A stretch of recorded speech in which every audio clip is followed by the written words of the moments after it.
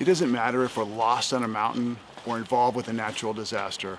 If we need help, we have the same two jobs: stay alive and signal for rescue.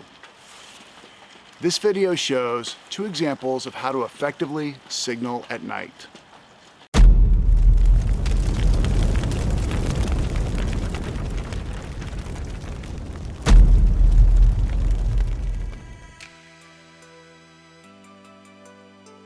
A flashing light is a great way to draw attention at night.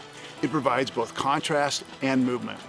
I like to use a headlamp with a strobe function, and the nice thing about this is it's visible from both the ground and the air.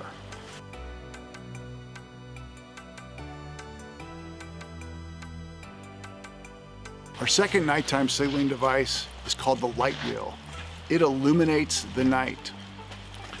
What we need is a light stick and a piece of paracord, and my piece of paracord is about 4 feet long or so. So what we're going to do is we're going to take our paracord and thread it through this piece on the light stick.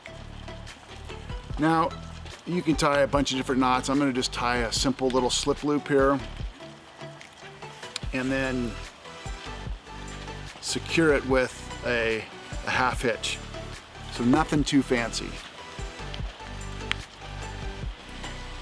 So now that I've got it secured on this end, on the other end, I'm going to tie a simple overhand loop.